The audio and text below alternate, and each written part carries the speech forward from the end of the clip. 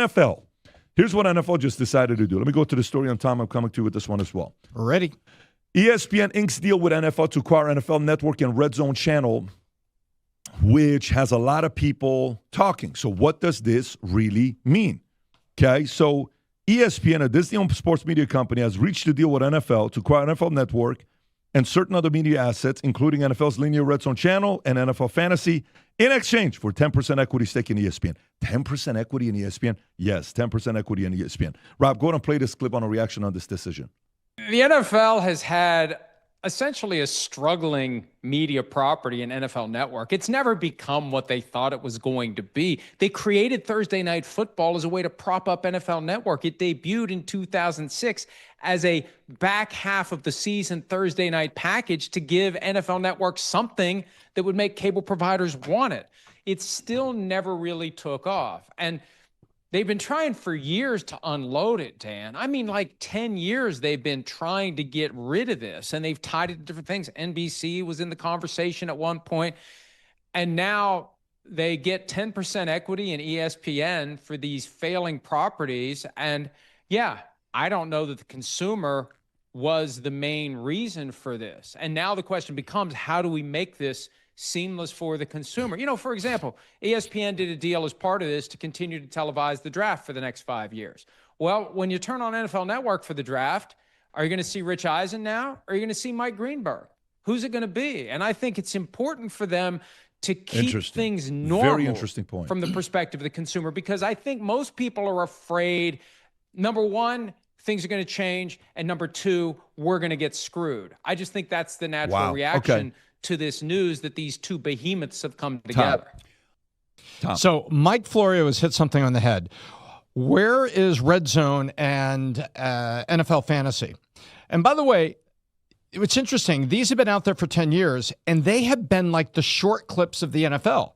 If you tuned in, NFL Fantasy would quickly take you through wide receivers and quarterbacks and plays scored. Oh, Chase, 22-yard pass. 2 points for Chase on fantasy, NFL Fantasy, and they bounced around. And then Red Zone was really great because Andrew Siciliano, the guy with the big ears, really knowledgeable guy, fun guy to watch, a really great commentator, a lot of respect. I loved watching him because you could sit there, if the Raiders really stunk and you were a Raider fan like me, you would sit there and tune into Red Zone. So every time somebody's across the 20-yard line, boom, you get to watch scoring plays or the drive stalling or whatever it is. So this was a short clip that I think was before its time, because now we know how powerful short clips are to the podcast and the media world. Well, now let's talk about exclusivity. ESPN is now getting an asset. Remember, the NFL bet on exclusivity when they did the DirecTV deal back at the dawn of DirecTV in 1994. I was there. I was part of a company that made components for DirecTV, for the outdoor dish. And what was very interesting there, everybody said, what are they doing? DirecTV was getting sales just on Green Bay Packer fans that lived in New Orleans, just on Raider fans that lived in Florida or Dallas, like me. And so that really worked. That exclusivity worked. Now ESPN says, listen, cable is dying, and I'm having trouble getting take rate on my channels. But Tom, this is a desperate deal, though. This is not like if I'm an outsider wanting to compete, Rob, you okay with posting that guy's picture up? We know who he is. Every time you post this picture, it's like, nice. No, the audience needs to see what we just looked at. You can't do that. On those ears? It wasn't a nude photo. It's the goat. He uses 9 Q-tips. Let me go back to this. So when I look at a deal like this from an outsider, all I see is just desperation. I see worry. I see what's going to be happening. I see it. Let's try to find a way to protect ourselves. Giving up 10%, Tom. That's a lot. Both of them are desperate. The NFL wanted to get it off cable and satellite because cable and satellite are dying. Dish Network, where's Dish Network? Yeah. DirecTV, where's DirecTV? Who won here, though? Who won here? I believe the NFL won here because they were able to get the assets that they were having trouble getting viewership on cable and satellite. They get 10% of ESPN, but ESPN was equally desperate. They've been cutting salaries of commentators. They've been trying to hone their message. And look at all the big contracts that they've been doing for sports, like college conferences, and the big contracts they're not doing for commentators. Look at all the retired jocks. How many retired jocks have we seen not renewed on ESPN? A ton of them. Stephen A is the exception contract. They did the Stephen A contract. However, everybody else are trying to reduce the cost of the commentators and spend big on the sports property. And this is ESPN saying, I will take this for NFL that gives me another something to show the viewer, and I'll give up 10% of ESPN. That shows you how desperate ESPN is for content. So the NFL won, and something, I love that word, Pat. Both sides were desperate, but the NFL won. Yeah, and to me, so did ESPN give 10% to the NFL? Yeah, NFL Rob, now has 10% okay, of it. so What's that worth? This isn't, okay, so it looks like you might be referencing to the recent deal, but to clarify, this isn't a 10% financial return like dividends or investment yields. Instead, it's just about ownership exchange. The NFL entered into an agreement to acquire 10% equity in ESPN, meaning they now own 10% in exchange for media assets. Okay, so let me tell you what I'm very uncomfortable with. I'm very uncomfortable with the government owning 20% of CNN. I'm very uncomfortable if the government bought 20% of Fox. I'm very uncomfortable with anything owning a percentage of a company that's going to be forced to say good things about them when it comes down to an institution, because NFL is essentially a form of a government, for the sport. They own the NFL. So I just looked up right now, what assets does NFL own? Rob, if you can ask this question, what companies does the NFL own? They own NFL Films, NFL Network, NFL.com, NFL Mobile, Red Zone, NFL Plus, NFL Films, all these things that they own, NFL Ventures, right? And now you own ESPN 10%. Isn't that an arm and a way where ESPN can no longer do a negative story on concussions? Isn't that I actually don't like the deal. It makes me feel very uncomfortable because the ESPN officially is not going to be criticizing the NFL because it's a product of theirs. I am very uncomfortable with the NFL owning 10% of ESPN. I'm just extremely uncomfortable. I'm not uncomfortable with an owner owning it because still the regulatory arm would be who? The NFL coming in and saying, hey, you can't just say good things about the Washington Redskins. I'm still going to call them Redskins. You can't say anything good about the Miami Dolphins. You can't, hey, why are you doing that? No, you can't do that. You can't. So, but NFL owns 10% of ESPN. I am super uncomfortable with it. I think you've hit something there because I'll take you to some reality. ESPN ended up with, through ABC, Monday Night Football. Yeah. And when they said things that were a little off, they got hit for it. They absolutely got hit for it, and they got pulled back. Hey, if you're going to do this, you can't do that. Lay off the refs. Remember, the refs work for the NFL. Oh, the refs are terrible. This sucked. The NFL's not even ensuring that its games are fair because the refs are so bad. Joe Burrow got screwed on that. They're like, hey, can you knock that off, please? That's already been happening. This takes that up a notch. And I also think ESPN Plus and Disney Plus are the streaming side of it. I bet you watch. There's going to be an NFL package only available on ESPN Plus, and they're going to attach part of ESPN Plus to Hulu, so you have to buy Hulu and ESPN Plus. There's also a corporate side of it there. You're absolutely correct. The reporting side of ESPN suddenly has to fall in line behind the storylines of the NFL. I don't at all like it. I don't at all want the NFL owning the ESPN. So let me ask you a question. So if the NFL owns 10% of ESPN and the NFL, let's just say, is like, listen, we're going to go with this woke, kneeling for the anthem, and racism and all that stuff, you guys have to talk positive about it? Hell no. Yes. Hell no. You know why? Why would you say anything negative? That's what I'm saying. Why would you say anything negative? You own, like, Nope. So it's kind of like, you know how, what is the whole thing that AOC is trying to get the insider trading with Nancy Pelosi and all these other guys that both of them are doing it? Yeah. Last year, Pelosi made 78% return or whatever the number was documented. She's killing it. Net worth between $200 million to $430 million that we keep reading about. Why are you uncomfortable with that?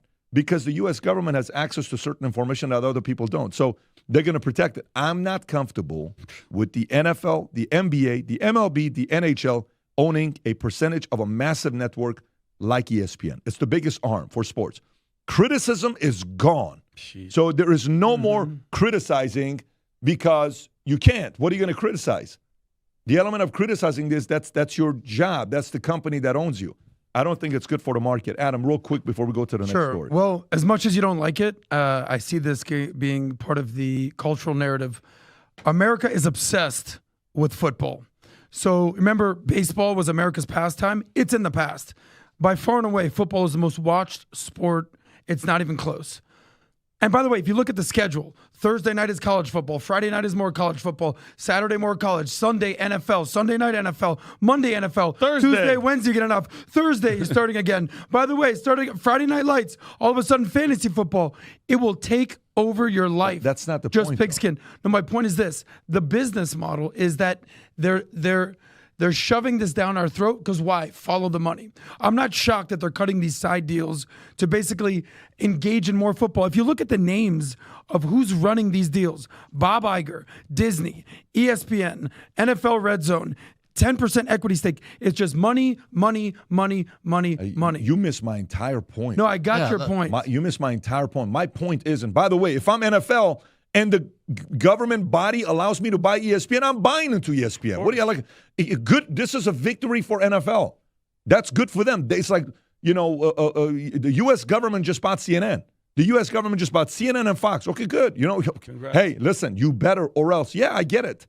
Well, what would the other way, Tommy Lauren on the podcast, right? When I asked the question about Epstein letter and nothing. I can't comment on that. Of course you can. Okay. Hey, you want to comment on concussions? I can't comment on that. Why? Because the NFL owns 10% of us. And we're not going to hear about that, and we're not going to get better at that. No, there's a part of me that's very uncomfortable It's control is what it comes down to. Especially of the body. I'm more comfortable owners owning it because the body, which is the NFL, can regulate it. I'm not comfortable with the body, NFL owning 10%. I'm not. There has to be a form of where the NFL is a government, is a body. I understand it's a business, but it's a body. It's a very different way to view it than the rest, Tom. Yeah, and I'll tell you, this has happened before, and there's been uproars. In 1994, a commentator named Gary McCord was covering the Masters, and he was on, I think, the 17th green, and he said, wow, these greens are so smooth and so fast, it's like they bikini waxed them. And he said, and there's body bags behind the 17th green for some of these players. What he meant was the greens were so slick, and he meant was some of these players have such trouble on the 17th green that it ruins around and you end up in a body bag. Hey, the 17th hole really killed that guy. Yeah. Do you know what Augusta said? They called CBS that night and said, take that guy off the air. Jeez. He is disrespecting the prestige of Augusta. They wasn't disrespecting it. He was making a comment, and it was playful, and it was interesting in the stodginess I have old a problem golf. with that. I have a problem with that. And they did it. They did it, and it was an uproar, and it Yeah. kind of backfired against Augusta because all of us at home said, you called the network that gave you millions and millions of dollars to broadcast your tournament, and he was making it interesting and making a point that anyone that's ever held a golf club would understand, even an amateur. That, guess what? This goes up on steroids when you add ownership to it. Every year, folks, there's threats. When you're in business, when you're building your business, whatever you're doing. This year, we are releasing our annual Top 20 Threat Report coming up at a free webinar on August 19, 6 p.m. with a white paper that will be given to everybody. These are threats that we personally go through ourselves.